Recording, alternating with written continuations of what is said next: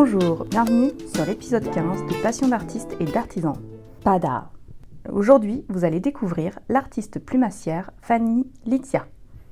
Nous entamons la conversation par la naissance de sa vocation et son amour pour les plumes. Elle m'a reçue dans son atelier en plein milieu de la création d'une pièce. Quelques extraits vidéo de cette conversation seront disponibles sur l'Instagram de Passion d'artistes et d'artisans. Elle raconte ce qu'est fondamentalement le métier d'art de plumassier et rapidement son histoire et le pendant actuel de la situation dans le métier de la mode et de la décoration. Fanny m'a expliqué comment elle source ses plumes et comment elle suit strictement la Convention de Washington. Ces plumes seront à la source de son inspiration sur la base des teintes naturelles et des couleurs chaudes, mais aussi comment elle fait de la teinture ou de la peinture de plumes. Vous allez découvrir le vocabulaire technique de la plume. Fanny a un rapport très franc et réaliste à son métier, ses difficultés, le temps réel passé sur la fabrication, la définition de sa cible, le rapport à l'argent et comment elle désire communiquer sur son travail. On a aussi déconstruit l'impression de fragilité ou d'autres stéréotypes sur les plumes. Bien entendu, nous concluons sur les arts et artisanat dont elle ne pourrait pas se passer, et ses projets et ses rêves. Je vous souhaite une très belle écoute. Bonjour Fanny. Bonjour. Merci de me recevoir dans ton atelier. Avec plaisir. Est-ce que tu te souviens du moment où tu as voulu devenir plumassière ? Alors oui et non, en fait la plumasserie, moi j'ai eu la passion de la plume, puisque c'est une seconde vie professionnelle la plumasserie. En fait ma première rencontre avec la plume elle date de Rio au Brésil, parce qu'en fait j'étais une très très grande passionnée de samba et du Brésil. Pendant plus de 12 ans j'ai fait de la samba, percussion et danse, et chant et tout le tintouin. Et en fait j'ai rencontré la plume pour la première fois à Rio au carnaval, puisque j'avais une autre activité professionnelle. Mais cette passion étant très forte, à un moment, j'ai décidé de démissionner, de partir vivre à Rio, d'intégrer les écoles de samba pour défiler au carnaval. Et donc j'ai découvert les plumes là-bas, sur les costumes pour la première fois, et j'ai eu le coup de foudre pour les plumes. Donc vraiment c'était incroyable, c'était en 2015, c'était ouf, je sais pas si tu connais le carnaval de Rio, mais on dit que c'est le plus beau spectacle du monde, parce que c'est le plus beau spectacle du monde. Il est incroyable de couleurs et d'intensité, de lumière, de brillance, d'énergie, d'intensité. Et j'ai vraiment, pour moi, je me suis dit, ok, c'est les plumes, quoi. Et j'ai commencé à faire, en revenant en France, parce que je ne suis pas restée vivre là-bas, j'ai commencé à faire mes propres costumes de samba. Donc tu as un petite résurgence ici, voilà. Couleur flash. Ah ouais, couleur feu.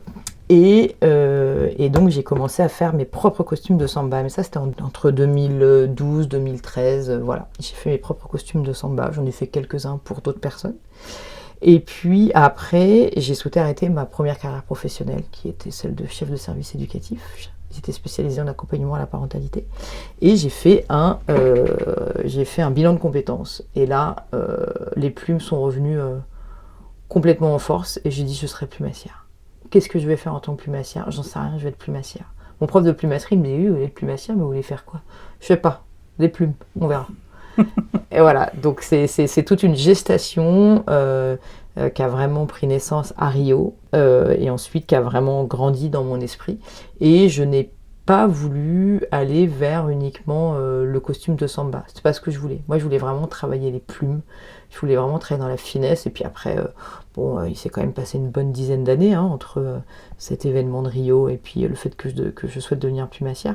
Il y a aussi un peu de la maturité. Et j'avais envie de faire des choses un peu plus qui me ressemblent à moi. Le samba, enfin les costumes de samba, c'est pas compliqué. Hein. Tu mets de la plume, tu mets du strass, plus t'en mets, plus t'en colles, plus c'est beau. Voilà, il faut que ce soit harmonieux, etc. Mais là, dans le travail de plumasserie, il y a de la technicité. Quand je fais des globes sous fleurs, des fleurs sous globes, pardon, il se passe quand même autre chose en termes de technicité. Et j'avais envie de quelque chose qui me ressemble un petit peu plus. Et comment tu définirais le métier de plumassier ? Parce que c'est un métier rare. Alors, c'est un des 281 métiers d'art. Il est répertorié auprès de l'Institut des savoir-faire français. C'est un métier qui a été défini, on va dire, on retrouve les traces au XVe siècle avec la confrérie des plumassiers. C'était plus précisément sur les casques royaux, de la garde royale en tout cas.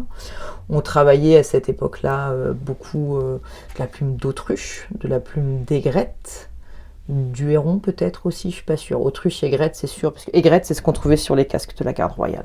Comme on a sur la garde républicaine. Exactement. C'est de l'aigrette qu'on trouve dessus. Et c'est un collègue qui les a refaits il y a un peu moins d'une dizaine d'années d'ailleurs.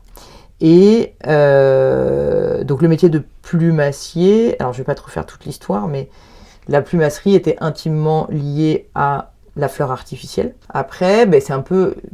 les plumassiers se sont un peu... soit ils étaient purement plumassiers, mais dans les plumassiers, il y avait ceux qui traitaient par exemple que la plume d'autruche et qui faisaient que la préparation de la plume d'autruche, et puis après tu as ceux qui faisaient les chapeaux, les compositions, et c'était pas du tout les mêmes. Donc le métier de plumassier, il a évolué aussi au fur et à mesure des années et des siècles. C'était pas forcément, il se passait pas tout dans un même atelier, et parfois il y avait certains ateliers qui faisaient que la plume d'autruche noire, que la plume d'autruche blanc, que la plume d'oie, etc. Donc en fait, le métier de plumassier, c'est vraiment l'art de travailler et sublimer la plume d'oiseau. Mais pour ça, ça passe par différents stades. Ensuite, vraiment, le métier de plumassier, il a connu son apogée 18, plutôt 19 jusqu'au milieu du 20e, puisqu'aucune femme ne sortait sans chapeau. Et puis, le chapeau allant avec une tenue, plein de femmes n'avaient pas qu'une tenue, donc il y avait énormément de chapeaux, il y avait énormément d'ateliers de plumasserie. J'ai vu 800 ateliers de plumasserie au début du 20e, j'ai vu 400 ateliers de plumasserie. Sur la France ? Non, à Paris, intramuros, uniquement intramuros. Donc je peux pas, c'est minimum 400 ateliers de plumasserie, Paris intramuros. Voilà, ça c'est sûr. Et ensuite, c'est la Seconde Guerre mondiale qui a mis un arrêt à tout ça, parce que, les chapeaux, c'était plus la priorité. 2, plus aucune femme sortait avec des chapeaux. 3, après la Seconde Guerre mondiale, la mode a changé, l'évolution des mœurs a changé. La voiture, on ne rentre plus dans une voiture avec un chapeau.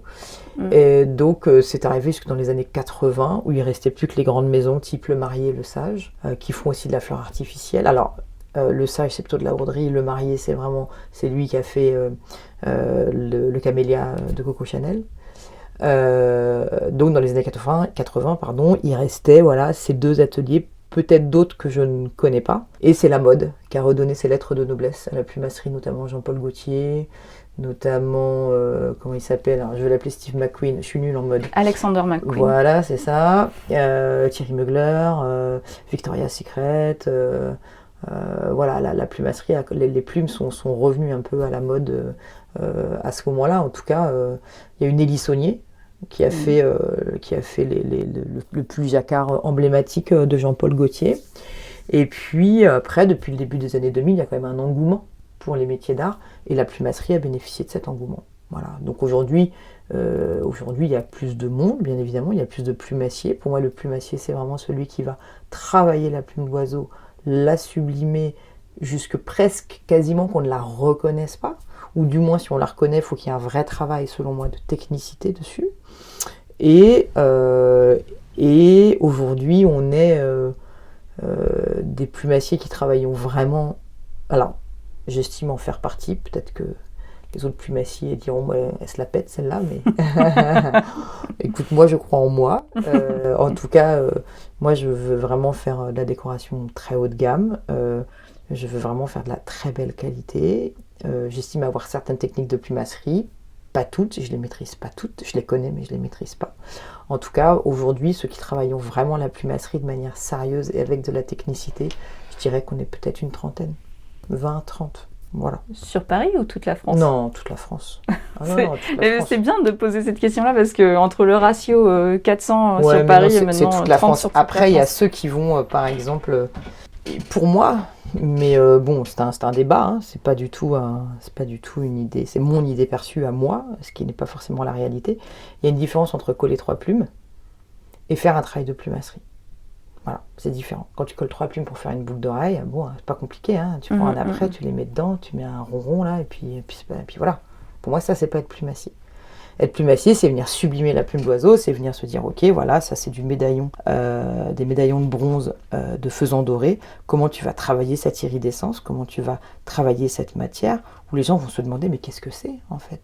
Qu'est-ce que c'est ? Comment tu vas travailler avec les capacités techniques de la plume ? Et comment tu vas venir vraiment la sublimer. Pas seulement je mets 3 plumes sur un truc et hop, ça fait un pendentif. Ça m'intéresse pas. Voilà. Donc c'est ça que j'estime être plumassier. Et comment tu fais ton ton choix de plume? Tu pars de la plume pour... c'est la plume qui t'inspire?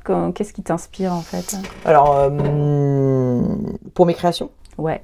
Alors déjà, en tant que plumassier, on n'a pas... on a le choix et on n'a pas le choix. On travaille avec le CITES, la Convention de Washington, c'est-à-dire qu'il y a tout un tas de plumes sur lesquelles on n'a plus le droit de les utiliser. Azote paradisier, par exemple, je te montrerai, j'ai une belle queue de paradisier dans mes archives. C'est un oiseau qui a été absolument massacré courant 19e. C'est les longues plumes, comme on voit au Festival de Rio, du coup, aussi au Non. de Rio. Non. Les plumes de paradisier, alors le paradisier, c'est des petits animaux. On Ok. les trouve plutôt... alors, Afrique centrale de mémoire, je sais plus. Et il en existe tout un tas de paradisiers. Et en fait, c'est des plumes vraiment... C'est très beau, c'est très long comme ça. Et c'est très fin. Très fin, on dirait presque de la plume brûlée. Bon, ça a été massacré. Donc aujourd'hui, c'est des oiseaux qui sont protégés. Les haras, c'est protégé. L'ophophore, enfin tout un tas de très bels oiseaux, ils sont protégés. Donc c'est compliqué de travailler avec ces plumes-là. Moi, je travaille, comme la grande majorité des plumassiers, nous travaillons avec des plumes issues de l'élevage et de l'élevage d'animaux pour l'alimentation. Coq, oie, poule, dinde, canard, faisan et paon. Voilà. Donc, sur ces animaux, là, elle est un peu dépouillée, mais par exemple, voilà, c'est un faisan commun. Donc, sur ce faisan commun, tu vois, moi, je sais quelles sont les plumes. Je sais que là, c'est des éméchés bleus. Là, je sais que c'est des amandes. Là, je sais que c'est les cœurs. Je sais ce qu'il y a dessus, tu vois. Ici, sur cette création, ce violet, là, et ce vert, c'est le cou du faisan commun. Il n'y a que le faisan commun qui a des plumes comme ça. Le faisan, enfin, qui a des plumes comme ça. Avec cette telle iridescence et cette couleur dans les oiseaux, les volatiles qu'on peut utiliser, il y a le faisan commun. Après, il y a d'autres, genre il y a le lophophore resplendissant qui est absolument incroyable, mais que voilà, lui, il ne faut pas trop y toucher, c'est l'emblème du Népal. Donc, je sais avec quelle plume, je sais quelle colorimétrie j'ai avec moi, et ça correspond aussi aux plumes de mon caractère et de mon tempérament. Du rouge, du jaune, des tons très chauds. Il y a aussi du vert, bronze, qui se marie très bien avec le jaune, le orange, etc. Et après, d'un autre côté, si on veut, on peut avoir, je crois pas que je l'ai là, parce que je ne sais pas si je l'ai rangé, mais on peut évidemment travailler avec de la plume teintée. Voilà, là tu as un petit chardon, typiquement. Donc là, on n'est que sur de la plume teintée. Donc après, effectivement... Alors je peux pas tout sortir là parce qu'il y a pas mal de choses en carton, mais sinon faut aller voir sur mon site. Il y a, tu vois, ici, j'ai fait des fleurs. On est quasiment que sur de la plume teintée. Et c'est de l'oie. Donc il y a du l'oie et du coq là, et du paon. Donc on peut vraiment... Et là, c'est le chardon, c'est quoi? Marabout de dinde et oie. C'est quoi des marabouts? Alors, en fait, à l'origine, pour faire ça, là, pour faire cette technique-là très froufrou, on utilisait l'oiseau de marabout. Et l'oiseau de marabout, c'est un espèce de grand échassier, là, qui a un grand bec. Voilà. C'est plutôt échassier africain. D'accord. On n'utilise plus cet oiseau-là, qui n'est pas en voie de disparition, mais c'est pas des oiseaux d'élevage, c'est des oiseaux sauvages, donc on les utilise plus. Donc en fait, il y a chez la dinde, il y a cette plume qui est très froufrouteuse. J'en ai pas là. Et avec cette plume très froufrouteuse, avec une certaine technique, on réussit à faire ça. Et parce qu'on utilisait le marabout avant, ouais, j'en ai pas là. Ah si, j'en ai là. Et on l'a appelé le marabout de dinde. Parce que c'était comme quand on utilisait le marabout. Voilà, ça c'est la plume. Ah oui, ça fait vraiment comme les plumes presque d'oreiller. Voilà. Sauf que le duvet qu'on trouve dans les oreillers, c'est vraiment, ça va être des choses plus petites et des choses qu'on va plus savoir à la base en fait. Voilà. Oui, voilà. C'est très très doux. C'est très doux. Et on travaille d'une certaine technique pour pouvoir faire, d'une certaine manière en tout cas, pour pouvoir faire ça. Moi je considère que quand tu sais faire ça, tu peux commencer à dire que tu es plumassier. Par exemple, j'ai appris la technique des boas. Je ne ferai pas. J'aime pas ça. C'est chiant. Il faut être très outillé. C'est tellement dur. Vraiment. C'est très compliqué en fait pour toi pour faire du bois. Tu prends la... Bon là, je m'en suis servi pour autre chose. Hein. Elle est un peu... Elle a pris de manger des... Elle a des petits trous. Mais donc on utilise un couteau à parer là. Ça c'est une plume d'autruche. Ça c'est une plume d'autruche. Bon, alors elle est pas belle. Hein.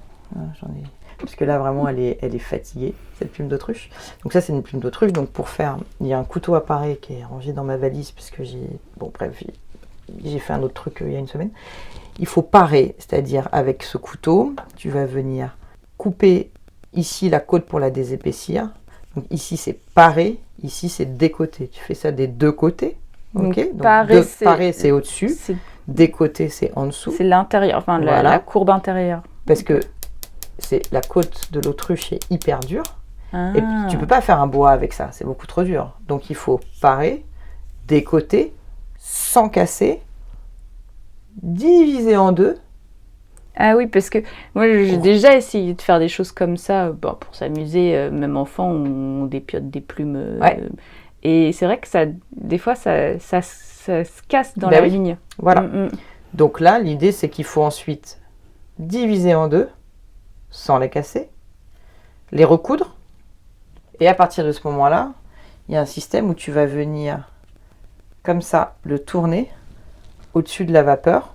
C'est-à-dire que la plume va prendre la forme tournée. Ah, tu le torsades? Et exactement. Il y a une machine qui peut te faire ça automatiquement, où tu la mets dedans et après tu la torsades. Et ensuite, il y a tout un espèce de bain de vapeur pour que ça prenne la forme. Tu as les ateliers RD à Paris, c'est sous Jeanne Goura maintenant, parce que maintenant ça devient les ateliers Kalige. Kalige est dans le nom du lophophore resplendissant en népalais, puisque c'est l'emblème du Népal, et Sujan Guran est népalais. Et lui, il est vraiment spécialisé là-dedans, et il est très très bon. Lui, il a fait avec les gens qu'il y a dans cet atelier-là, il a fait le costume de Lady Gaga. C'est la question que j'avais posée. Pour qui on fait des boas? Pour les Lady Gaga, les folies bergères, pour les... Ouais, alors moins maintenant, parce que il fut une époque où il y avait une saison et une panoplie de costumes. Aujourd'hui, c'est plutôt 10 saisons, une panoplie de costumes et on les fait réparer. Voilà, il y a quand même malgré tout un certain nombre de trucs de cabaret, d'équipes de cabaret, de production de cabaret. Après, dans le spectacle, regarde les trucs de Beyoncé, t'en trouveras à plein d'endroits en fait. Beyoncé, elle travaille avec beaucoup d'artisans français, mine de rien. Ouais, bah Beyoncé, c'est la pote d'Olivier Roustin, là, chez Balmain, enfin qui est plus chez Balmain maintenant. Et il y avait ces corsets en cuir, je sais plus le nom de l'artisan, je retrouverai. Ah, ça, je sais pas par contre. C'est tout moulé. Ça, c'est possible. Qui est un artisan français aussi. C'est possible. Donc en tout cas, voilà, on a un peu des spécialités. Moi, j'aime beaucoup le travail de la fleur, effectivement. Et après, j'ai une dimension très artistique dans mes créations, où il y a une empreinte très intense, très forte, beaucoup d'énergie, beaucoup de lumière, beaucoup de jeux de couleurs, beaucoup de répétitions. Voilà, ça c'est mon identité à moi. Donc j'ai un travail très artistique dans le choix et les formes que je vais faire. Ensuite, j'ai un travail technique dans ces petites choses-là. Oui, parce que ton style, il est... je trouve que tu as deux styles qui se détachent l'un de l'autre. Tu as tes fleurs en volume, posées sur des socles, et souvent tu les mets sous globe. Ouais, sous cloche, ouais. Et tu as tes tableaux. Tes tableaux, ouais. Qui, donc, là, les plumes, elles sont plutôt en aplat. Tout à fait, elles sont en aplat, ouais. Et là, j'ai l'impression qu'il y a moins de tâture, c'est plus des couleurs, c'est des couleurs naturelles. Quasiment que des couleurs et là, naturelles. Ça fait penser à des madras ou des dessins amérindiens. Alors, j'ai le droit soit ethnique, soit africain, soit amérindien, soit inca, soit mexicain. Moi, tout ça, c'est un mélange de tout, parce qu'en fait, avant le Brésil, mon premier coup de cœur, c'était l'Inde. Donc, je suis très... j'ai beaucoup nourri mon œil de voyage, et par mon caractère, de par mon tempérament, de par mes goûts, j'aime la couleur. Voilà, au début, quand j'ai commencé la plumasserie, il y a la galerie Virginie Lesage qui m'a demandé de faire un truc que pour eux, c'était noir, blanc, doré, minimaliste, totémique. Alors c'était intéressant, parce que du coup ça m'a permis d'aller ça m'a fait sortir de ma zone de confort. Et c'est via cette galerie que j'ai connu ton travail. C'est vrai ? Ah bah oui. Voilà, très bien. Et c'est vrai qu'elles aiment les couleurs neutres. Voilà, c'est minimaliste, c'est très blanc, c'est très naturel. Aujourd'hui, c'était très intéressant de le faire. C'est pas moi. C'était hyper bien. Moi, ça m'a permis aussi, encore une fois, de me pousser un peu vers des couleurs ou des styles que j'aurais pas fait. Et j'ai absolument aucun regret de l'avoir fait. Mais c'est pas mon style aujourd'hui, c'est pas ma signature. Ma signature, elle est colorée, elle est intense, elle est forte, elle est grande, elle est pas du tout minimaliste. Je ne suis pas du tout quelqu'un de minimaliste, mais pas du tout. J'aime en foutre partout, j'aime quand ça déborde, j'aime quand il y a de la couleur, j'aime... Voilà, j'aime l'intensité. Et les contrastes. Et les contrastes, ouais. Alors là, en l'occurrence, sur celui-ci, ce que je veux vraiment travailler sur... donc, soit il y en a quelques-uns qui auront comme ça de la collerette de faisan commun, mais ils auront tous un petit rond la doré. collerette, du coup, ça fait un tour bleu. Voilà, bleu ou vert. Voilà, regarde, t'as bleu, vert ou violet. Et en fonction de la lumière, ça prend des couleurs différentes. Ils auront tous soit une petite collerette avec un point doré, soit juste un point doré, mais ils auront tous quelque chose en tout cas. Et ça va être comme ça, juste sous cadre. Je verrai, peut-être qu'au fur et à mesure, moi c'est la matière qui me guide aussi, je vais regarder, je vais faire, ah ouais. Au début, je voulais faire tout en petits ronds. Et je trouve ça intéressant qu'il y ait cette espèce comme ça d'extension. Donc, quand je travaille, je pars d'un début, je pars d'une idée, et ensuite je nourris cette idée. Et c'est la matière qui vient nourrir cette idée. Et puis ma tête, évidemment. Moi, je visualise beaucoup de choses dans ma tête. Tu te laisses le droit de changer d'avis et de... Ah, c'est pas je me laisse le droit, c'est je change d'avis. Et c'est comme ça. C'est comme ça tout le temps. C'est presque de l'improvisation. Tout le temps. Alors, je pars d'une base, mais... Et puis, il y a des trucs, des fois... Tu vois, là, je te montrerai un autre truc que j'ai posé à côté, là, qui doit être par là-bas. Oh, j'aime pas.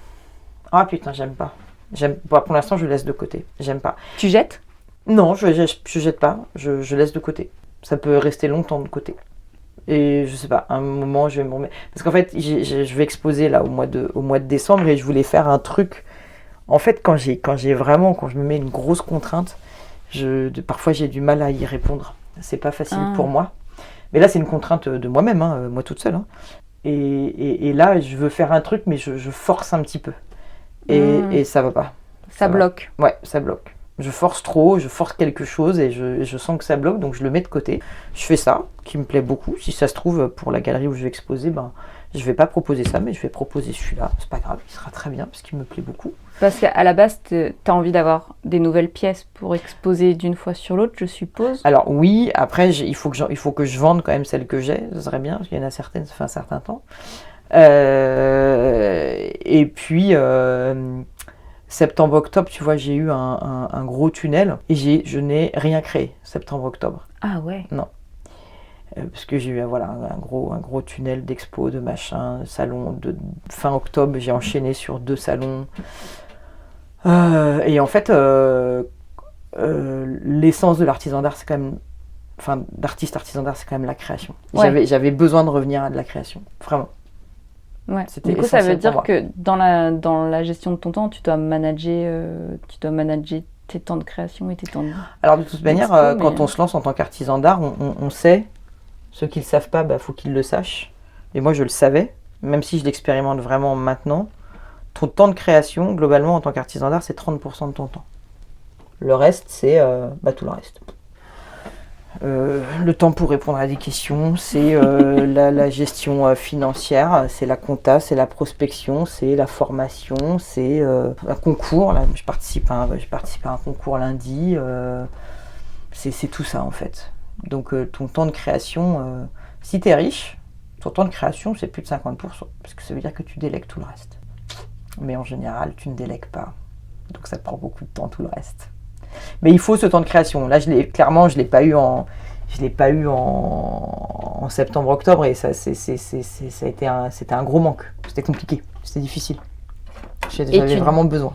Et tu disais que tu savais que de toute façon, c'était clairement pas 100% ni 90% de ton temps. Tu savais que c'était moins de 50% de ton temps en tant que créatrice à l'atelier.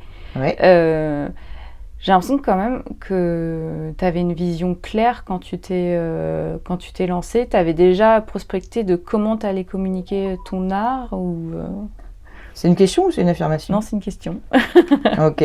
C'est une impression, mais tu peux... Parce que pas du tout. Mais pas du tout. Mais vraiment pas. Même encore aujourd'hui, je me pose plein de questions.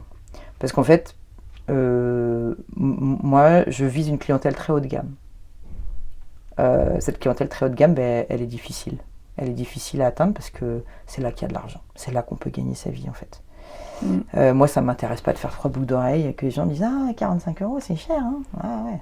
Non, mais je pense que c'est bien toujours de redire qu'à un moment donné, un métier d'art, il y a des heures carrées de passer, il y a du travail, il y a du savoir-faire, c'est made in France, c'est... Tu peux leur répéter. Moi, je suis fatiguée de répéter ça. Mais je pense que c'est aussi ça qui est intéressant sur tu savais ou tu savais pas. Mais de toute façon, je voyais, je sais plus, j'écoutais un message de quelqu'un qui fait du soutien d'artistes et qui disait l'important c'est pas la quantité, mais c'est bien d'être face à la bonne cible. Exactement. Et donc, ça veut dire savoir faire. Alors aussi, pourquoi aller vers ce type de public cible? Tout simplement parce que l'artisanat d'art, c'est du temps long. Donc c'est forcément cher. C'est forcément cher parce que, ok, on n'est pas les entreprises, mais on a forcément des charges. Voilà. Déjà, tu as 34% quand tu es entrepreneur, à chaque fois sur chaque truc que tu payes. Ok, on ne paye pas encore la TVA, mais enfin, ça va bien nous tomber dessus dans les années à venir, voire l'année prochaine. Tu as déjà 34% qui part. Voilà. Et après, quand tu es en vacances, effectivement... t'es pas salarié, donc voilà, donc tout ça. Mais tout ça, les gens, ils voient pas. Je suis là pour faire. Moi, je suis là pour faire ce que j'aime, pour faire ce que je veux, pour faire ce qui me plaît. Je suis franchement à la pédagogie auprès des gens qui vont dire ah ouais, mais quand même, c'est cher. Hein. Ouais, on en reparlera un peu plus tard en fait. J'ai pas de temps à perdre avec ça. Et en plus, j'ai envie de m'éclater dans mon boulot. Donc j'ai envie de faire des belles choses, des grandes choses. J'ai pas envie de faire de la série. Oui. T'en as, ils font ça, ils disent moi j'ai mes 10 modèles de boucles d'oreilles, je répète mes 10 modèles de boucles d'oreilles et comme ça part. Alors c'est une pratique, c'est une technique. Moi, j'ai pas envie de faire les 10 modèles de boucles d'oreilles en boucle, sans mauvais jeu de mots. J'ai pas envie de faire les 10 broches et de les faire à la chaîne.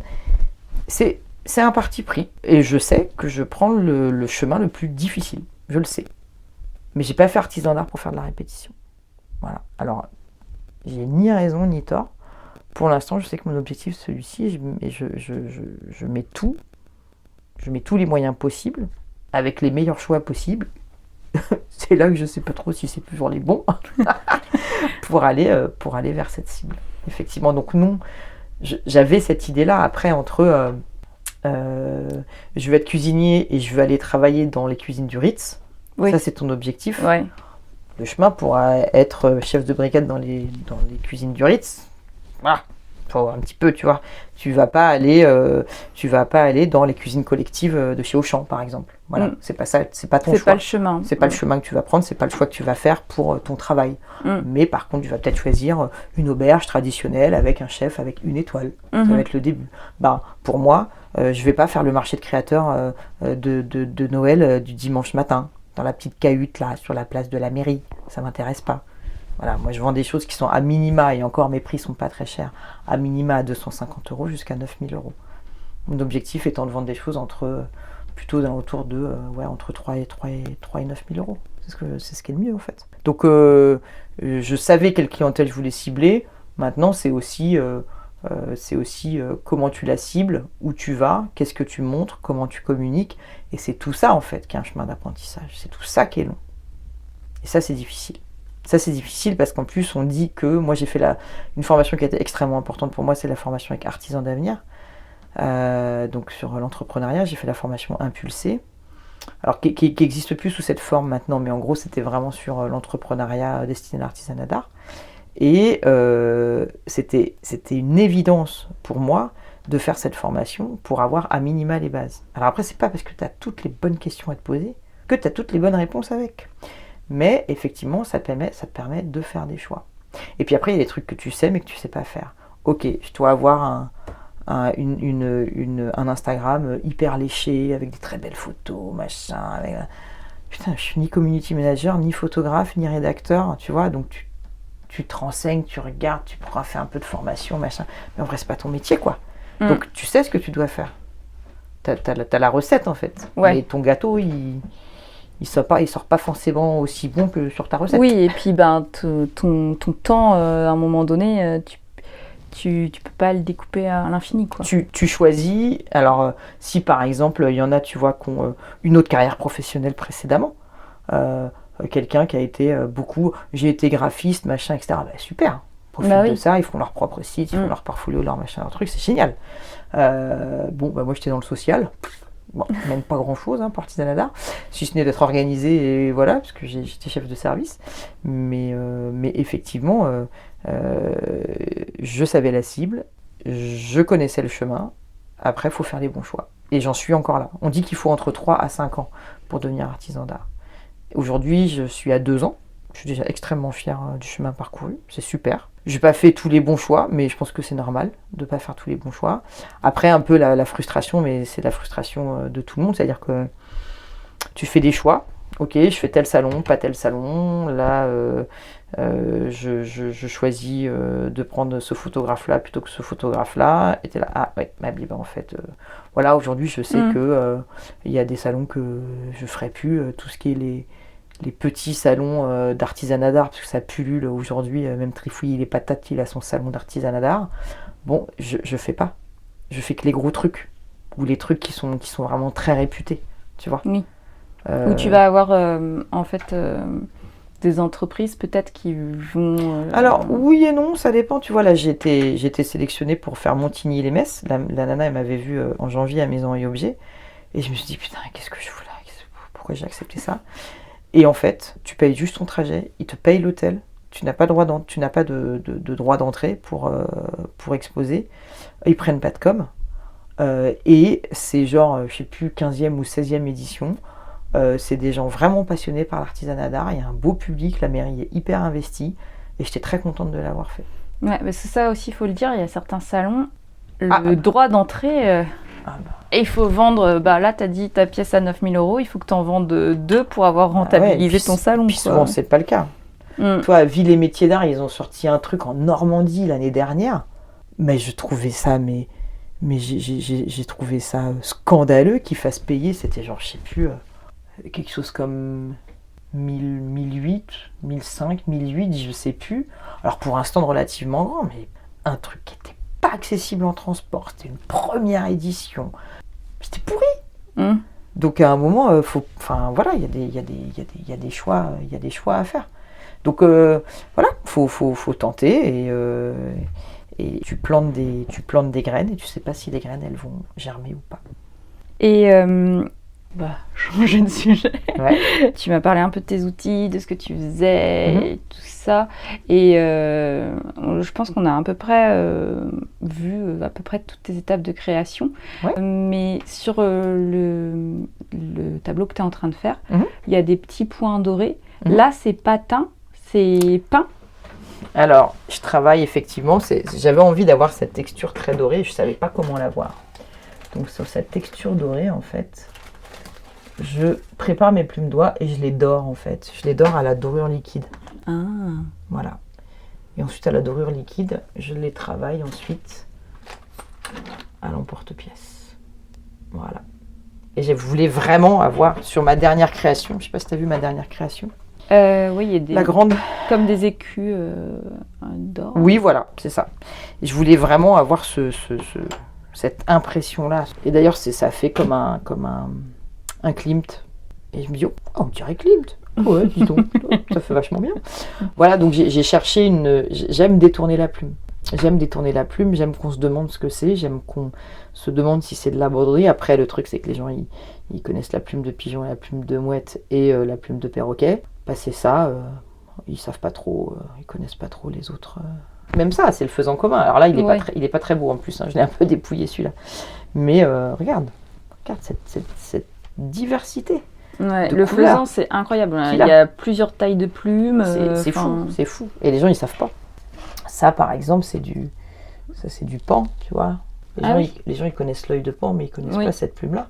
Toute petite. Voilà, ça aussi, c'est du pan, ici. Donc ça dépend des animaux que j'utilise. Et t'as des plumes préférées ou pas ? Oui. Oui, j'ai des plumes... oui, je dis oui. Ouais, celle-ci, vraiment, l'éméché bleu de Pan, c'est une de mes favorites, mais que j'utilise de moins en moins parce que en fait elle est très compliquée à l'export. Le pan c'est difficile à l'exportation. Voilà. Mais ce que tu disais sur la Convention de Washington aussi, c'est normalement ça te permet de pouvoir vendre tes tableaux à l'export aussi. Voilà, alors en fait il y a 3 annexes dans la Convention de Washington, annexe 1, 2, 3. 1, 2 c'est les plumes qui sont complètement protégées. Ces annexes elles existent parce que c'est commercialisé. Parce que par exemple, quand y a des entreprises qui font de la taxidermie, ils font du pan blanc, par exemple, que moi j'ai pas le droit d'utiliser. Qui font, je sais pas, le perroquet ara de je sais pas d'où, je sais pas quoi. Et ils sont obligés d'avoir des permis de réexportation CITES. Moi, globalement, aucune de mes plumes, des plumes que j'utilise, ne sont citées dans le CITES. Elles ne sont pas répertoriées dans le CITES parce que c'est aucune espèce en voie d'extinction. Le pan, c'est l'exception. Il est cité en annexe 3, parce qu'en annexe 3, ce sont les animaux pour qui il y a des exceptions de culturelles. Et en gros, le pan du Pakistan est protégé. Le pan bleu, parce qu'on utilise le pan bleu du Pakistan est protégé. Le Pavoristatus, c'est son nom latin. Donc je dois impérativement prouver que ce n'est pas du pan du Pakistan. Parce que lui, on n'a pas le droit d'y toucher. Non pas qu'il soit en voie d'extinction, de danger, etc. Mais parce que le Pakistan a dit le pan bleu du Pakistan, vous ne le touchez pas. Voilà. Et donc par rapport à ça, moi j'ai un certificat de réexportation. Et ensuite, en fonction de chaque pays a sa propre réglementation en matière de faune et de flore. Et c'est compliqué.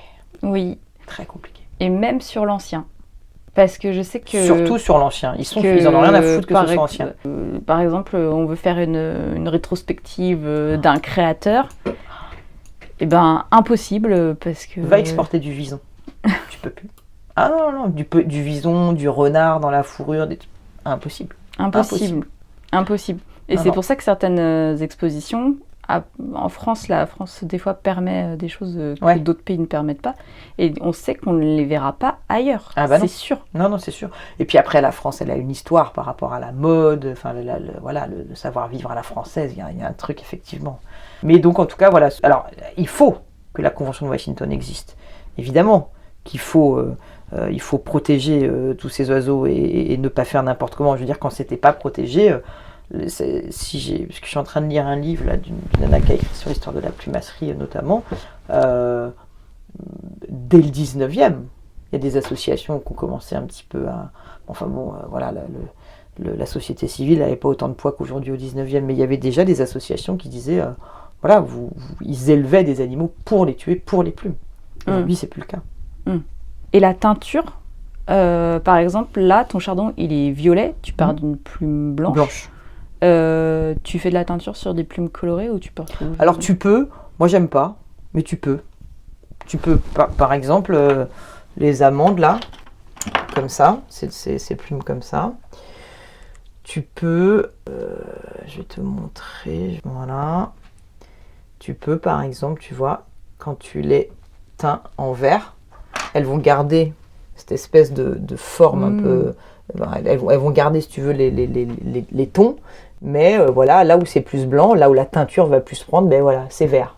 Donc ça dépend. Donc tu peux teindre. De même que ce qu'on trouve par exemple dans les, je sais pas, quand tu vas dans les trucs de loisirs créatifs, tu vas beaucoup trouver de la plume de pintade, qui est celle-ci, qui est teinte de toutes les couleurs. Ah oui, la plume de pintade avec des petits pois. Voilà, et tu vas la trouver en jaune, en vert, donc tu peux la teindre. Ouais, en fluo. Alors, voilà, exactement. Alors moi, pour le coup, sur les plumes naturelles, à moins que ce soit un travail particulier, non, je ne teins pas les plumes comme ça. Je teins les plumes blanches. Je vais teindre de l'oie, je vais teindre de la dinde, et on appelle ça du blanc oxy. Parce que aujourd'hui, quand on achète de la teinture, on nous vend, on va dire, une certaine couleur, mais cette couleur, tu vas pas l'avoir si tu teins une plume grise. Cette couleur, elle part du blanc. Donc il faut acheter de la plume blanche. Après, le blanc, c'est comme le noir. T'as plein de teintes de blanc, en fait. Donc moi, je sais que si je veux faire un chardon comme ça, il faut que je teigne beaucoup de plumes, une plus grande quantité de plumes que ce dont j'ai besoin, parce que j'arriverai pas à avoir la même teinture après. Il faut que tu aies la quantité, l'eau, machin, précisément la même couleur de base, le même temps précis, la même... voilà. Et t'as une cuisine pour faire ça? Comment tu fais Ah bah, alors là je peux plus, mais sinon oui, oui, tu fais ça. J'ai des casseroles que j'utilise que pour ça. Et puis j'ai des teintures. Alors soit j'ai de la teinture liquide, soit j'ai de la teinture en pigment. Et c'est comme la teinture. Tu fais chauffer de l'eau. C'est comme la teinture pour les vêtements. Tu fais chauffer de l'eau. Faut qu'elle aille jusqu'à, si je dis pas de bêtises, 70 degrés. Moi je le fais à l'œil parce qu'en fait c'est le moment où les bulles elles remontent. Okay, donc faut pas que ça boue. Si ça boue, ça va brûler ta plume. Okay, donc tu attends ce moment-là, tu stabilises ton feu, tu rajoutes ta teinture. Tes plumes à la base, tu les as lavées, dégraissées, au moins à minima mouillées. Donc laver, dégraisser, ça signifie que tu peux les laver au liquide vaisselle par exemple, ou au myrlène, un truc un peu doux. Une fois qu'elles sont bien lavées, rincées, mouillées, hop, tu les mets dans ta teinture, tu tournes. L'idée c'est de bien tourner parce que tu peux très bien, si tu tournes pas, et que la plume elle est, je sais pas, elle s'est mise comme ça, tu peux très bien avoir le blanc après parce que ta plume elle se sera pas déployée. Donc c'est pas hyper important de la tourner. Tu ne connaîtras jamais la couleur définitive de ta plume parce qu'en fait c'est toujours plus foncé quand c'est dans l'eau. Donc ça c'est vraiment une question d'expérience. Et ensuite, une fois que tu as atteint la couleur que tu veux, que tu penses que c'est bon, tu rinces tes plumes à l'eau et tu les passes au vinaigre blanc pour stabiliser la couleur. Et ensuite, tu les fais sécher et ensuite tu les ressèches avec une autre méthode. Moi, je les sèche avec un espèce de tamis, de l'organza et un sèche-cheveux et ça leur redonne tout leur gonflant. Voilà. Pas mal d'étapes. Ah ouais, beaucoup d'étapes, ouais, beaucoup d'étapes. Je suis pas une spécialiste de la teinture, mais voilà, quand j'ai besoin d'en faire, j'en fais, ouais. Par exemple, tu vois, j'ai fait ces teintures-là. Ah ouais. C'est le même petit chardon, mais tu vois, qui en bleu, dans des couleurs électriques. Ouais. Et orange aussi en dessous. Ouais, c'est moi qui l'ai fait, ouais, c'est orange. Donc oui, je peux, si j'ai besoin. Après, je travaille beaucoup quand même à base de plumes. Et là, ta fleur orange et bleu, les plumes orange, elles sont vraiment en pointe. On a presque l'impression, je sais pas comment, il y a des fleurs un peu comme ça, mais un peu comme un ananas avec les pics. En fait, c'est une. Comment tu fais ça? Ça, c'est de la technique de plumasserie pour le coup. Parce que tu as plein d'outils de coupe. Oui, mais c'est pas le plus. Voilà. Donc en fait, elle est ce qu'on appelle encollée. Ah, au bout. Voilà. Donc à la base, elle est comme ça. Voilà. Donc un peu comme un éventail à l'extrémité de la plume. C'est une plume, quoi, à la base. Et donc c'est ce qu'on appelle de la coquille d'oie, parce que tu as différents types. Tu as différents noms dans la plume d'oie, elles n'ont pas toutes la même taille, la même forme, etc. Après tu prends de la colle, donc là il y en a un petit peu trop. Tu vas venir l'encoller comme ça, juste sur le bout. Ensuite tu viens la coller comme ça. Et tu as ta plume encollée. Donc sur le chardon, ici, je l'ai mise comme ça, en collage à l'extérieur. Sur le chardon orange, j'ai mis en collage à l'intérieur. D'accord. Et là, c'est la même plume que j'ai utilisée ici, sauf qu'elle est collée sur des tiges et je l'ai retravaillée au ciseau. C'est-à-dire que pour faire... Alors, ça, elles sont vraiment grandes, mais pour faire ça,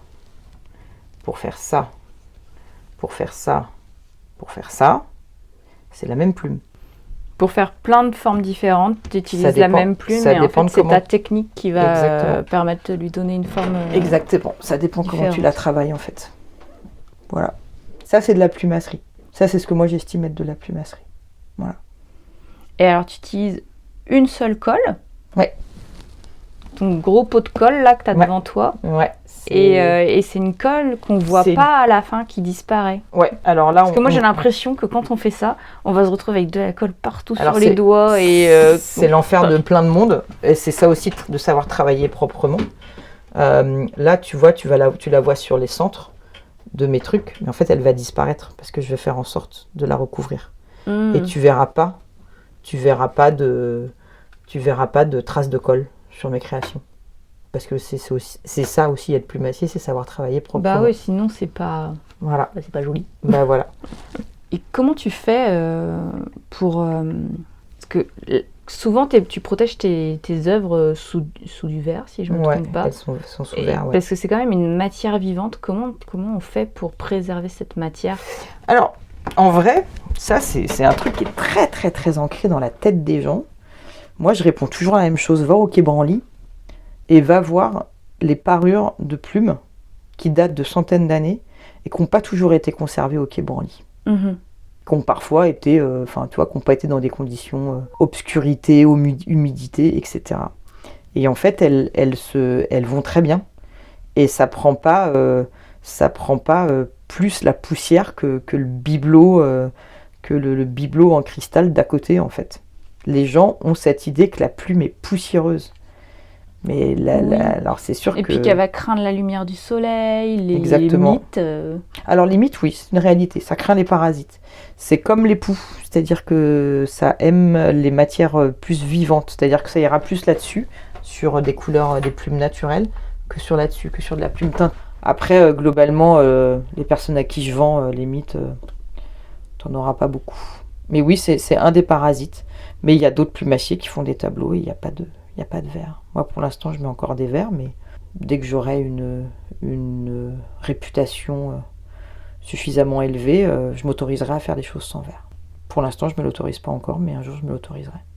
Parce que si tu veux faire des choses grandes, à un moment, le verre, c'est quand même très compliqué. Le verre anti-reflet, quand tu dépasses le 1 mètre sur 1 mètre, c'est très fragile. Ça coûte très cher, c'est très fragile.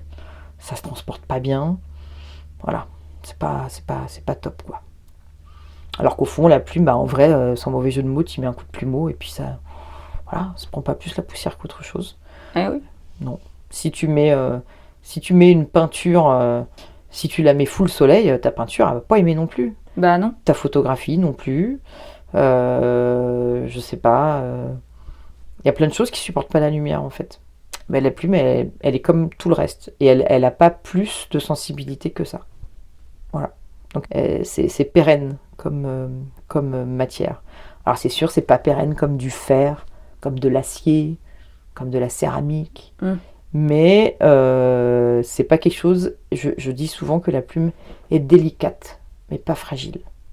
Si je fais ça, voilà, là j'ai une plume qui a été recoupée, et je vais faire ça, tu vois.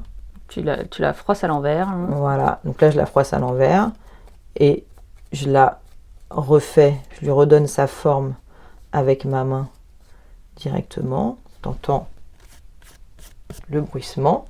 Si je veux vraiment lui redonner du gonflant, mais là en l'occurrence c'est une plume qui est assez rigide, je vais le faire avec mon sèche-cheveux, mais elle est revenue à l'identique. Donc c'est un peu le roseau et le chêne. Ouais, c'est ça. Alors c'est sûr que si je la casse, oui, elle sera cassée. Donc à ce titre-là, c'est sûr que c'est pas de l'acier. Maintenant, si tu prends une plume et si tu prends ce vase, on lui fait tomber à 2 mètres de hauteur, la plume elle va pas casser, le vase il va casser. Le vase est fragile, la plume est pas fragile, mais elle est délicate. Mais dans la tête des gens, c'est la plume c'est fragile et ça prend la poussière. Je déconstruis ça très régulièrement auprès des gens. C'est sûr, c'est évident. Voilà. Il y a d'autres clichés que tu déconstruis ou... Non, après il y a des réponses auxquelles aujourd'hui j'ai un peu j'ai des questions, j'ai des réponses à des questions où je filoute pas, mais ça m'intéresse plus de répondre à ces questions. Oui. Tu sors ta carte joker. Un peu. Vous avez combien de plumes dans cette création? Il y en a beaucoup. Vous mettez combien de temps pour faire ça? Très longtemps. Oui, parce que tu comptes pas. Si, je compte. Bien sûr que si, je compte. Mais les gens, si tu leur dis j'ai mis 35 heures, enfin 35 heures divisé par 1, multiplié. Ah ouais, le prix il est bien. Qu'est-ce qu'ils en savent en fait? La réalité c'est qu'ils en savent rien. Donc à un moment, moi je veux pas leur donner les moyens de justifier. Oui, t'as l'impression que t'es en train de te justifier, quoi. Mais parce qu'ils cherchent à comprendre, en fait. Alors, c'est pas malveillant. Voilà, c'est rarement méchant. Mais à un moment, quand t'en as 40 dans la journée qui te posent la question, Bah non, en fait. Et alors, la pire des questions, c'est, mais alors, vous en vivez? Alors maintenant, ma réponse c'est... alors, à une époque, je répondais oui ou non. Après, j'ai différentes options. J'ai l'option fin de journée, bah, si vous m'achetez ma création à 9 000 €, ouais, je vais en vivre. Ouais, puis je vais en vivre très bien. Voilà, et en général, l'humour, et puis il voit bien qu'en fait, on ne veut pas répondre à la question. Ou sinon, ça peut être, bah, vous savez, vivre de quelque chose, ça dépend. Il y en a, ils ont besoin de 500 €, il y en a, ils ont besoin de 3 000 €. Donc je dis, à partir de ce moment-là, c'est compliqué de répondre à cette question. Ouais. Et s'ils insistent, là, je sors l'artillerie lourde, je dis, écoutez, j'ai pas envie de répondre à cette question. Enfin, Mais les gens insistent rarement. Je pense que pour beaucoup, il y a une espèce de rêve un petit peu qui n'est pas assouvi, ou de se dire, oh là là, moi j'ai choisi de ne pas avoir une vie de saltimbanque. Ah bah oui, ça me rassure. Bah, elle a dit, la dame, de toute façon, elle n'en vit pas, elle l'a dit. Hein. Oh non, mais alors elle a du courage. Oui, il y a une forme de peur aussi. Hein. Ah, mais complètement. Et ce que je comprends. T'as peur à voir ton psy, ta père, ta mère, ta grand-mère, je sais pas, mais pas moi. Il te renvoie, en fait, c'est comme... C'est comme ça que je l'interprète, c'est peut-être faux, mais je trouve malgré tout... Alors, il y a une copine à moi qui fait une bonne réponse, et je vais la faire aussi. Vous demandez à vous de bûcher s'il vit de son activité artisanale? Mais ça, c'est une réponse qui peut être un peu agressive, tu vois. Ouais. Mais après, ça dépend du ton de la personne en face. Exactement. Si elle a l'œil rieur ou pas. Voilà, et puis alors, il y a ceux qui vont dire, alors comment vous faites? Ah oui. Et puis alors, comment vous faites ça? Puis à un moment, t'es là, je suis pas là pour expliquer ma technique, en fait. Maintenant, tu pourras répondre, vous avez qu'à écouter le podcast. Voilà, exactement. Mais même, il y a des gens, parfois, c'est... Ah oui, ah bah oui. Alors ça se passe plus avec les céramistes qu'avec la plumasserie, parce qu'il n'y en a pas 12 000 quand même qui font de la plumasserie. Ah oui, parce que j'aimerais bien faire ce que vous faites. Vous pouvez m'expliquer comment vous faites? Oui. Bah non, en fait, c'est mon procédé, c'est ma technique, ça fait 15 ans que je le développe. Enfin, il y en a, voilà, ils ont des techniques. Bah, c'est tout. Hein. Bon, après, voilà, c'est rarement méchant. Franchement, c'est rarissime que ce soit méchant. Voilà, c'est inconscient. C'est juste que quand ça t'arrive une fois, c'est bien. Quand ça t'arrive 50 fois dans la journée... Oui, c'est fatigant. Quand tu fais un salon, au bout du 3e jour, t'as plus la patience. Enfin, moi, en tout cas, je l'ai plus. Bon, après... Là, il y en a qui prennent. Et c'est bien de savoir aussi sa limite et de faire des pauses et de... Ah oui. Voilà, c'est aussi parce que voilà, j'ai un tempérament qui est assez fort et tout. Il y a des gens qui ont beaucoup plus de patience. Je ne suis ni patiente, ni délicate dans ma vie. La déco chez moi, c'est pourri. C'est mon mari, c'est lui qui est fort. Moi, je suis nulle. Tout ce qui est délicat, tout ce qui est artistique, tout ce qui est fin. Les métiers artisanaux, beaucoup de gens pensent qu'il y a de la patience. Pour moi, la définition de la patience, c'est le fait d'attendre. Ouais. Alors peut-être que je me trompe, mais du coup, quand on est en train de fabriquer quelque chose, on n'est pas en train d'attendre. Tout à fait, c'est vrai. Et on a des étapes de travail en plus, et on se découpe notre temps dans notre tête. Ouais. Donc on n'est pas du tout, mais pas du tout, en train de patienter. Tout à fait. Alors après, les gens pensent que ils veulent qu'il y ait une forme de rapidité à l'exécution. Alors c'est sûr, quand je fais j'ai mes grandes pièces comme ça, où j'ai entre 5 et 7 000 plumes, toutes triées, sélectionnées, collées une par une. Alors les gens disent, ah putain, 7 000 fois. La meuf, elle fait ça 7 000 fois. 30, oh, quelle patience. Oh là là, Alors je leur dis, non, c'est pas la patience, c'est la passion. Oui, c'est la passion. Voilà. Et puis ça peut être hyper méditatif, non? Ça l'est complètement. Ouais, vraiment. Alors la méditation, ça m'intéresse pas. Les trucs de respiration, m'intéresse. Ça, voilà. Tout ce que je fais avec les plumes, c'est quelque chose qui n'existe pas dans le reste de ma vie. Méditation, précision, délicatesse, refaire si besoin. C'est pas grave. Et on dit qu'en vrai, pour être bien dans son travail, c'est quand on atteint le niveau de flow. Ou le flow, c'est le fait d'être dans son action et de plus se rendre compte du temps qui passe ou quoi que ce soit. Et en fait, ça pourrait être aussi traduit par la transe. Ouais, complètement. C'est vrai. Alors après, il y a juste un truc qui joue, c'est que au bout de 3 heures, j'ai mes yeux qui fatiguent et ça marche plus. Mais oui, je peux être là pour faire ça. C'est là, tu vois, chaque plume, je dois trouver la bonne forme, je dois trouver la bonne taille. Je vais aller la travailler, je vais la coller. Ensuite, je vais aller prendre mon autre truc qui je sais pas où il est là.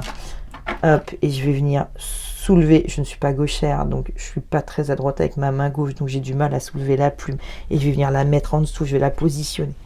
Une galère en fait. Mais le résultat, après, je regarde, je suis là. Ça défonce en fait. J'adore. Hop, je continue. Et ton parcours, tu m'as dit avant qu'on commence le podcast, c'était quoi le nom de l'école que tu as fait? C'était en continu? En plumasserie? Ouais. Octave Feuillet, le lycée des accessoires de la mode. Non, j'ai fait la formation adulte. Sinon, c'est un CAP. Et je crois de mémoire que c'est 12 élèves tous les 2 ans qui rentrent en CAP. Moi, j'ai fait la formation adulte, c'est très court. C'est en tout et pour tout, peut-être un mois de formation. C'est en 2 fois. Ça doit être 8 jours et 12 jours. Ah, c'est intense. Donc en jour ouvré, c'est 1 mois. Et par contre, tu apprends vraiment toutes les techniques. C'est comme tout. C'est-à-dire que tu as été faire une formation pour faire du pain, ok, bah, ça veut pas dire que tu es boulanger, quoi. Ouais, après c'est la pratique. Exactement. Et tu t'es sentie à l'aise tout de suite pour le lancer à ton compte Il n'y avait pas d'autre option. Je ne voulais pas travailler en entreprise. C'est vraiment pour moi, c'est vraiment le sentiment... Tu ne voulais plus travailler en entreprise? Alors, je voulais plus travailler en entreprise. C'est un peu comme, je sais pas si t'es marié, mais c'est soit quand tu te maries, soit quand t'as un enfant. Ah, tu sais qu'il va y avoir des merdes, tu sais que ça va pas être simple, tu sais qu'il va y avoir des hauts, des bas, des machins, mais tu te lances quand même. Alors, globalement, le mariage, les enfants, tout le monde sait à peu près à quoi s'attendre. Moi, je sors de 20 ans de salariat, donc c'était l'inconnu total. Mais je savais aussi que j'allais m'équiper. À la formation, il y a la formation impulsée, ils ont dit un truc, il y a 2 trucs que je me répète en boucle, à savoir que tu ne gravis pas la montagne en tongs. Ça veut dire quoi? Ça veut dire que tu t'équipes, ça veut dire que tu t'instruis, ça veut dire que tu t'entoures, ça veut dire que tu as fait des formations, ça veut dire que tu ne vas pas tête baissée. Et la deuxième chose, c'est qu'on ne gravit pas l'Everest en une seule fois. Donc, tu as des étapes, tu as des paliers. Voilà, il faut accepter ça. Et c'est ce temps-là qui est un peu plus difficile à accepter. En dehors de ton métier, quels sont les autres arts et artisanats dont tu ne pourrais pas te passer dans ta vie? La musique. Je ne pourrais pas me passer de musique dans ma vie, ça c'est sûr. Alors j'ai arrêté de faire de la samba pour des questions de temps, et puis c'était vraiment toute une époque de ma vie. Mais je ne pourrais pas vivre sans musique, sans le son, sans... Ouais, la musique. La musique? Ou la musique brésilienne? Ah non, toute la musique d'ailleurs... Alors j'écoute bien évidemment encore, il y a un truc qui se passe à chaque fois que j'écoute de la musique brésilienne, c'est le coup de foudre. La musique brésilienne, ça a été mon coup de foudre quand je l'ai écouté en fait en 2006. J'étais en couple avec quelqu'un pendant plusieurs années, quand j'avais une vingtaine d'années, je l'ai quitté, bref j'ai rencontré quelqu'un d'autre, déception amoureuse, etc. Puis j'ai un pote qui me dit viens, on va faire de la batucada. Je me dis qu'est-ce que c'est ton truc? Il me dit mais viens, bon d'accord, je vais faire de la batucada, je ne sais pas trop ce que c'était. Et mais le coup de foudre, mais absolu. Ces percussions, c'était incroyable. Et toute la musique brésilienne, enfin, je pourrais en parler des heures. J'ai un peu perdu maintenant, parce qu'évidemment, je pratique plus, mais il y a un truc sur la joie, sur l'intensité, sur la musicalité. C'est fort, c'est vrai, c'est authentique, c'est intense, c'est hyper joyeux, c'est hyper convivial, c'est très chaleureux, c'est très communicatif, Voilà, c'est vrai, c'est un immense coup de cœur. Ça a vraiment été le coup de foudre comme les plumes. Et après, il y a une autre musique, parce que quand j'étais plus jeune, j'ai fait quand même 13 ans de piano aussi. J'adore la musique classique. Moi, tu me fais écouter l'hiver de Vivaldi, je peux pleurer. Tu me fais écouter les suites, la suite de Bach pour violoncelle, je vais verser ma larme. Enfin, je veux dire, c'est clair. Je suis hyper sensible à la musique classique. D'ailleurs, avant de devenir plumassière, Ariana, au Covid, ils ont voulu changer de métier. Moi, ça m'a pas fait grand-chose le Covid. En plus, à cette époque-là, j'ai continué à travailler et tout. Par contre, je me suis mis à la flûte traversière. Voilà, et j'adore cet instrument. J'ai plus le temps maintenant, j'en fais plus. Mais je l'ai pas revendu, ma flûte, je l'ai. Et si un jour je peux m'y remettre, je m'y remettrai. Et la musique classique, pour moi, a une intensité et une force. Je veux dire, quand on écoute du Bach, et c'est 300 ans qu'il est mort, le monsieur. C'est incroyablement d'actualité. C'est fou. La musique classique, elle est pour moi, ça n'existe pas ce mot-là. Elle est trans-siècle. Elle est incroyable. Elle est incroyable. Je veux dire, Chopin, ça prend aux tripes. Donc la musique, je ne pourrais pas me passer de la musique. Et concernant les autres l'artisanat d'art, alors je suis un peu... Tu auras remarqué que je suis un peu, comment dire... un peu franche dans mes réponses. Ouais. Les autres artisanats d'art ne m'intéressent pas. Et tu as fait des partenariats avec d'autres Oui, avec une métiers. tapissière, puisque j'habillais l'arrière en plume d'un fauteuil, avec un ébéniste, j'ai une petite table, voilà, avec quelqu'un qui fait du multimatière, Pascal, avec Artilae, où on a fait un luminaire pierre d'acrylique, vert sablé, gravé, et je trouve super, hein. J'ai déjà fait un atelier de vitrail, j'ai déjà fait un atelier de tour sur bois. J'adore faire les trucs de mes mains, hein. Vraiment, j'adore ça. Aujourd'hui, en fait, vu que j'en fais tout, j'ai mon atelier, j'ai plus besoin de faire ça à côté. Mais tu vois, je sais pas si avec ma fille, on va commencer à faire du modelage. Moi, ça va m'éclater d'en faire, tu vois. J'aime bien ça. Mais en termes d'artisanat d'art, parfois, il y a des gens, ils veulent se reconvertir, ils disent ah, je vais être artisan d'art, mais je sais pas quoi. Non, moi, c'est la plume ou rien. Voilà. Mais effectivement, à côté, la musique, c'est pour moi, c'est un élément, c'est comme un élan vital. Tu travailles en musique? Je travaille dans le son, c'est-à-dire Radio, musique. radio. Voilà, radio, musique, beaucoup. J'ai écouté tous les podcasts de Affaires Sensibles, tous les podcasts de Les Pieds sur Terre, tous les podcasts de la série documentaire de France Culture. Et parfois, je me mets sur France Musique ou sur Radio Classique. Voilà. Mais Radio Classique, j'avoue, ils font de la pub vraiment pour les vieux. Et des fois, vendez vos drawers au prix fort. Et je suis là, oh là là, putain, je suis vraiment pas dans la cible, merde. Ou alors, machin truc minule vient débarrasser votre grenier. Vous ne savez pas quoi faire de ce qu'il vous reste dans votre grenier. Je suis là, c'est vraiment pour les vieux. Ça me déprime. Au moins France Musique, bon, voilà, France Musique, il n'y a pas de pub et tout. Et voilà, j'aime bien. Voilà. Mais je travaille. Parfois, je me fais des pauses. J'ai besoin de pause, être dans le silence. Mais très rapidement, je dois avoir une espèce d'ambiance sonore à côté de moi. Puis tu travailles seul aussi. Ouais. Donc, ouais. Ça fait de la compagnie quand même. Exactement.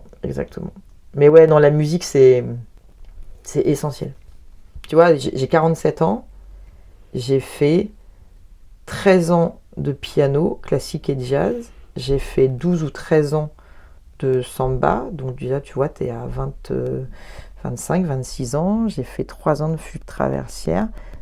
Tu vois, je suis à 30 ans de pratique musicale sur mes 47. Donc c'est essentiel dans ma vie. Voilà. Je ne suis pas assez bonne pour être professionnelle. Je pense que j'aurais bien aimé.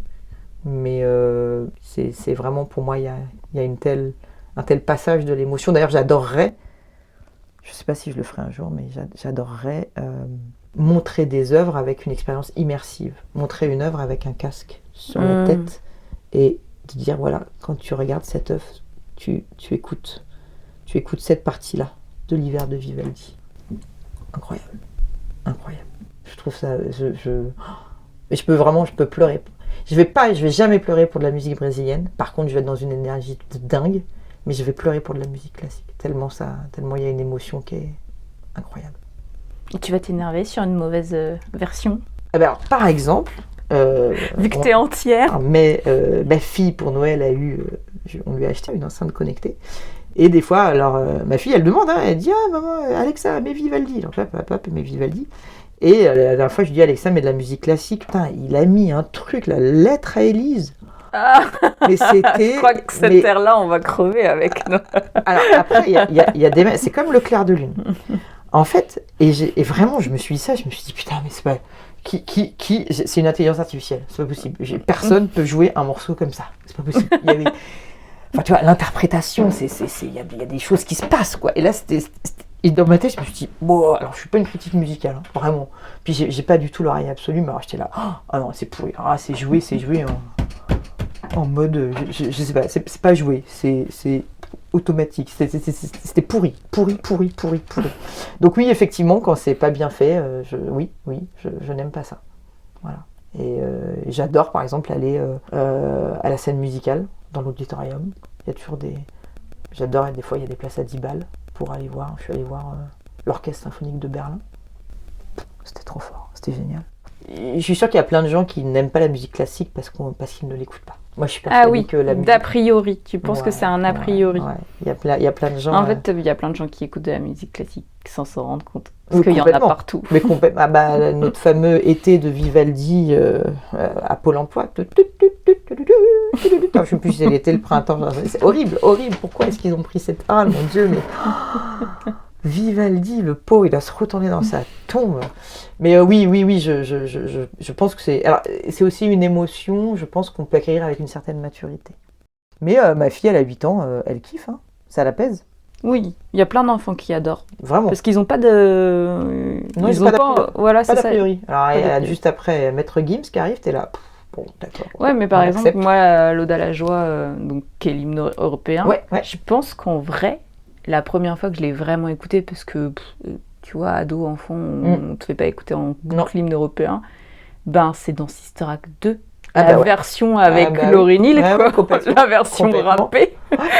Ouais, c'est vrai.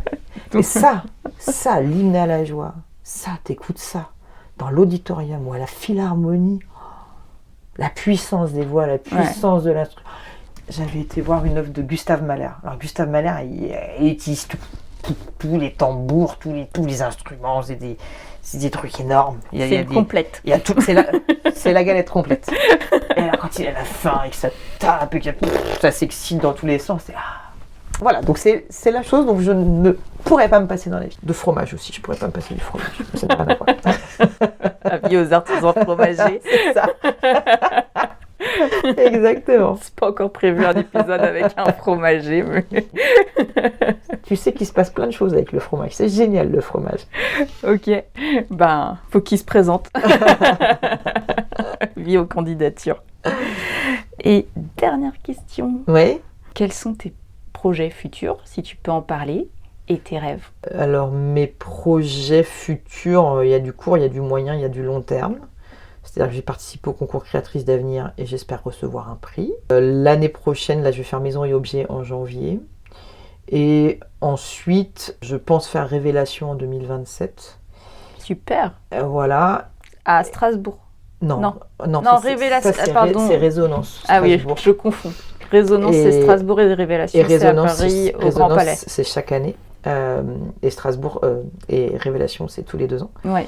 Voilà. Au Grand Palais, du coup. Voilà, exactement. Et après, c'est pas un rêve, c'est mon objectif, c'est d'en vivre sereinement. C'est-à-dire que mon art soit reconnu et que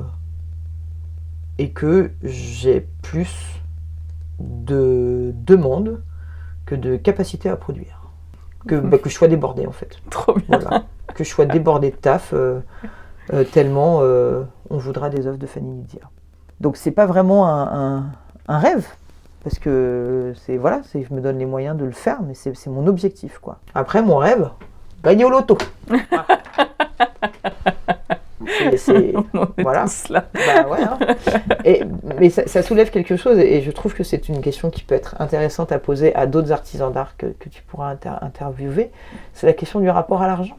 C'est compliqué. Ouais, le rapport entre l'argent et la créativité et la création. Qu'est-ce que tu crées? Tu crées ce qui te plaît? Tu crées ce qui plaît aux autres? Tu dois en vivre. Donc qu'est-ce que tu fais? À quoi tu es prêt à renoncer?